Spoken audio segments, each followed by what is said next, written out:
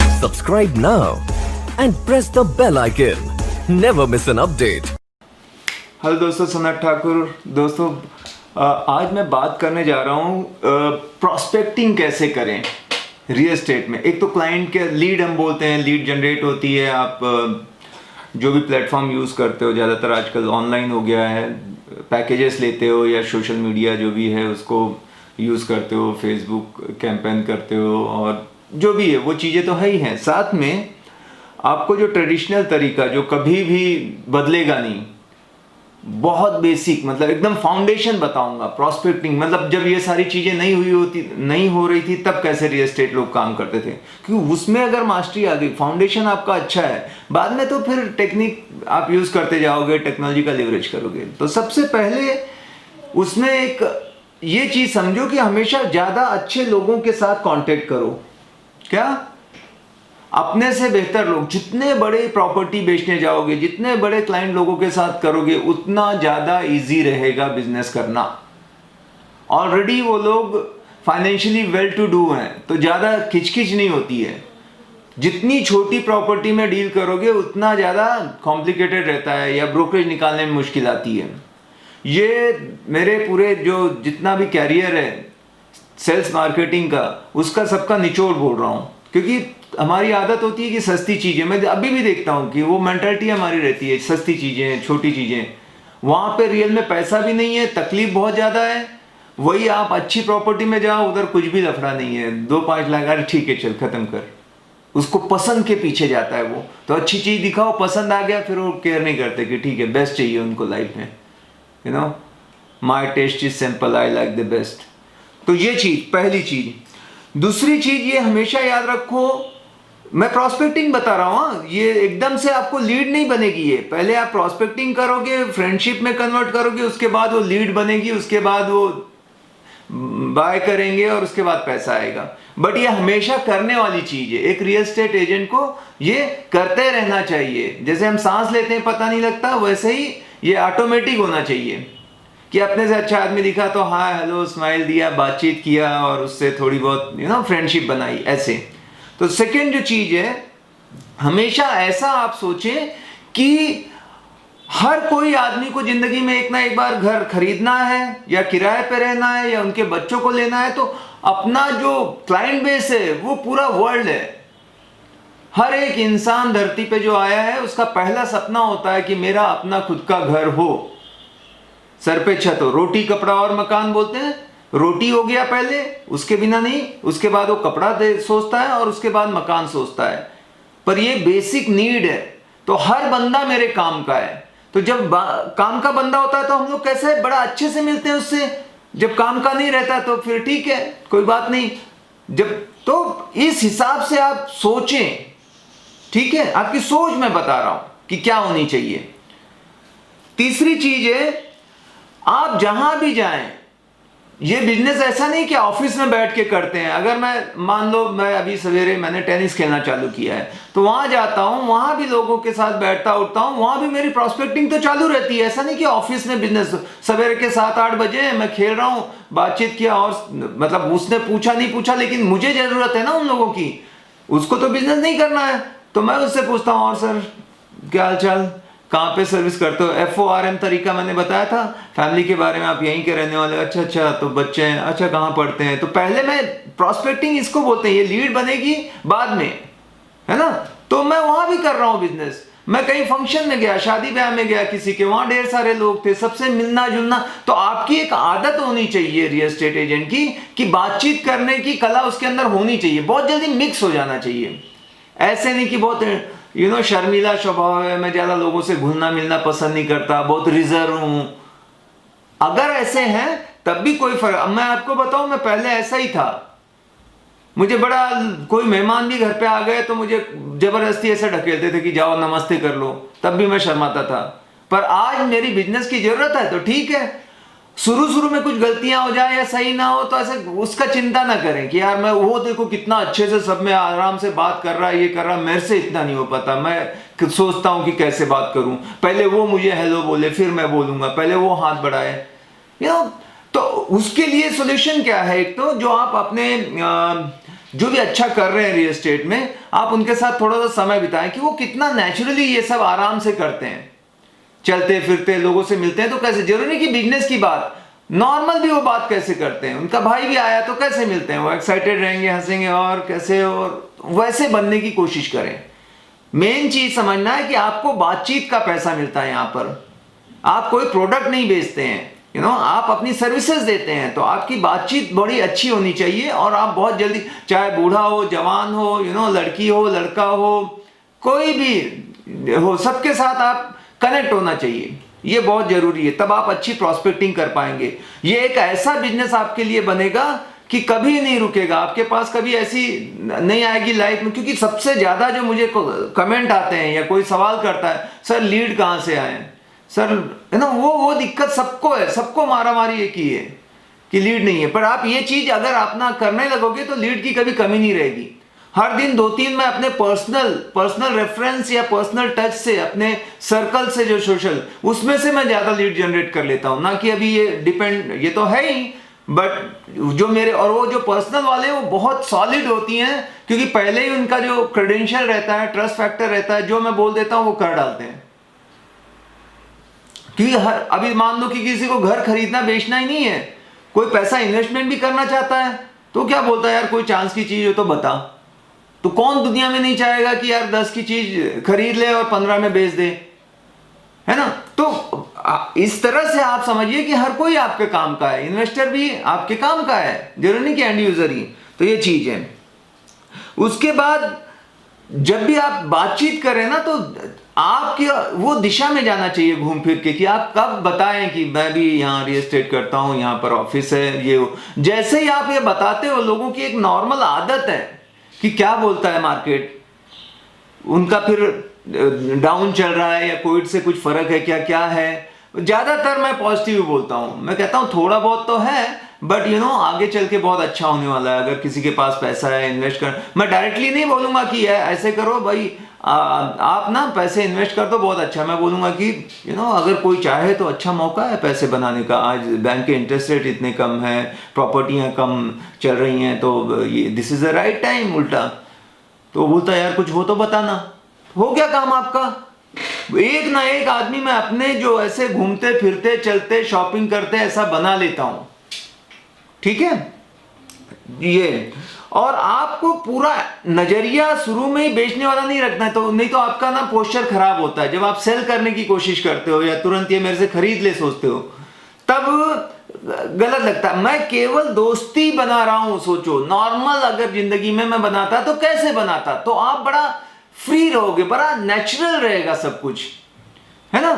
नहीं तो एक बनावटी रहता है, बनावटी में मजा नहीं आता, वो दिखाई देता है, चाहे आपकी फेक स्माइल हो, चाहे आपकी बॉडी लैंग्वेज हो। मैं बड़ा नेचुरली, अभी कल मेरे साथ कोई आया, बैठ रहे थे, बातचीत कर रहे थे, मैंने कहा कि बेटा भी था, अरे बड़ा हो गया, क्या करता है ये वो, तो उसने बोला अभी अभी जस्ट जॉब लगी है। मैंने बोला गुड यार, बहुत बढ़िया, अच्छा है, कौन सी कंपनी पूछा। फिर मैंने बोला देखो शुरू से ही आप देखो पैसा बचाना, इन्वेस्ट करना या कुछ ऐसी बातें की। तो उसने बोला सर मैं भी चाहता हूँ कि ना ऐसे खर्च होते जाते हैं, तो कुछ प्रॉपर्टी हो तो बताओ, अगर इतने में मिलती है तो मैं पैसा डालने को तैयार हूँ, जिससे एक फोर्स सेविंग हो, नहीं तो भी खर्चा हो जाता है। तो बातों में कर रहा था, उसने एक प्रॉपर्टी ले ली। मैंने कहा कि ठीक है, कितना करते हो, क्या है। तो वो एक मतलब कब बिजनेस हो गया पता नहीं लगना चाहिए, समझ गए।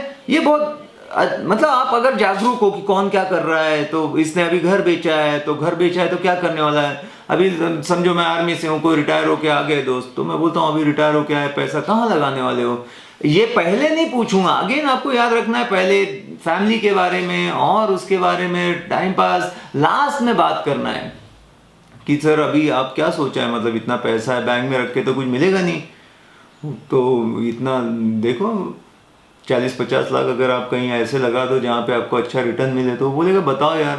तो मैं तुरंत नहीं कि यहाँ पे डाल दो, मैं बोलूँगा सर देखता हूँ, मैं 1-2 दिन का टाइम दो, कोई जब चांस की चीज़ आएगी अच्छी तो मैं आपको बताऊँगा। तो बड़ा खुश होता है।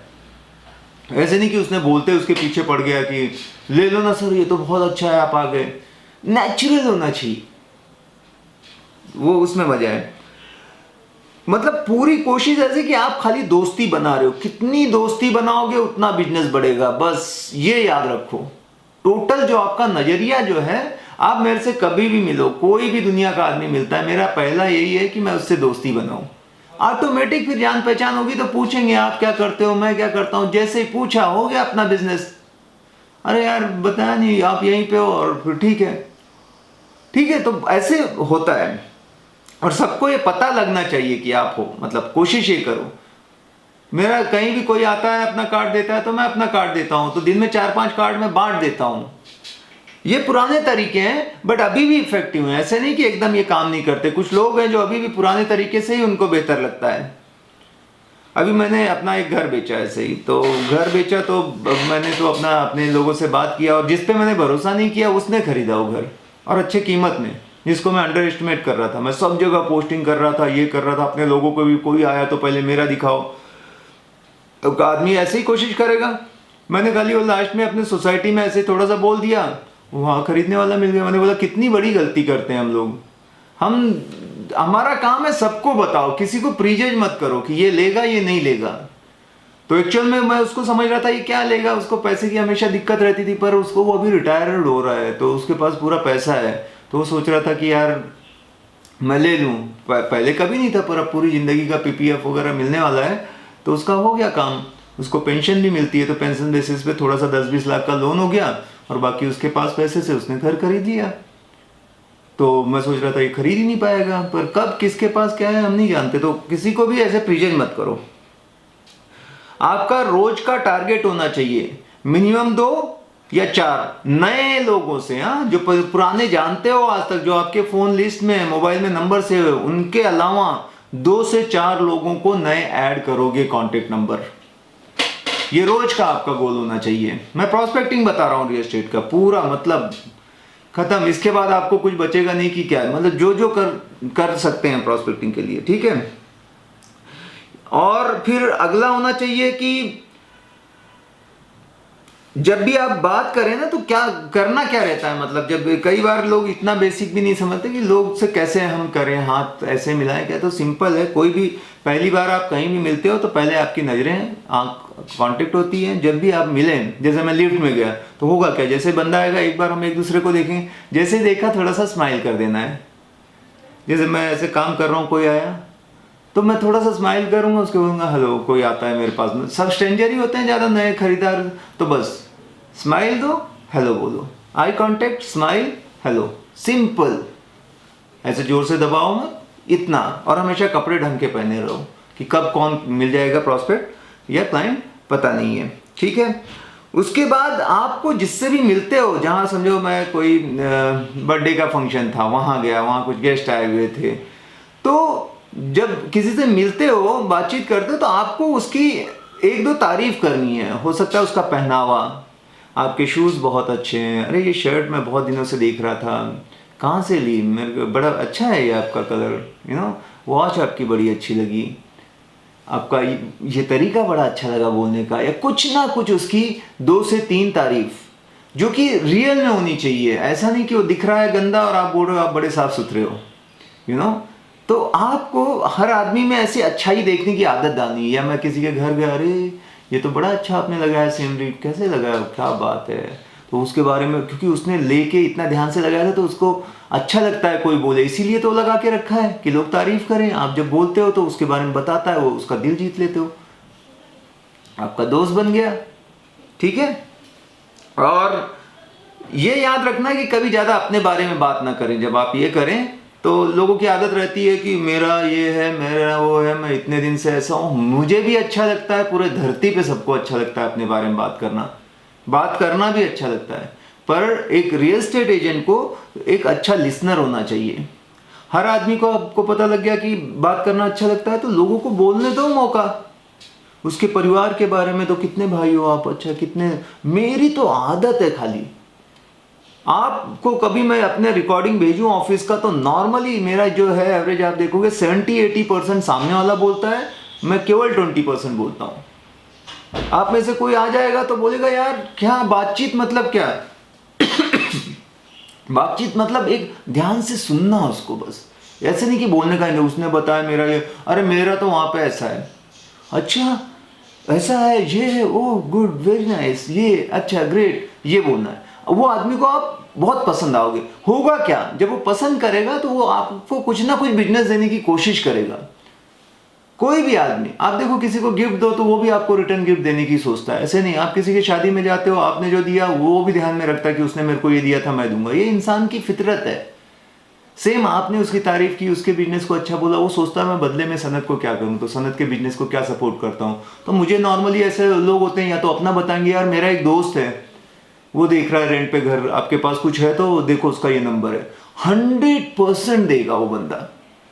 अगर आपने दोस्ती बना ली, क्यों दूसरे को, गैर को क्यों देगा? मैं दोस्त बन गया तो मुझे ही देगा ना। रियल लाइफ में क्या है, मेरा कोई अच्छा दोस्त होगा तो क्या आएगा, पहले सनत, मुझे कुछ जरूरत है।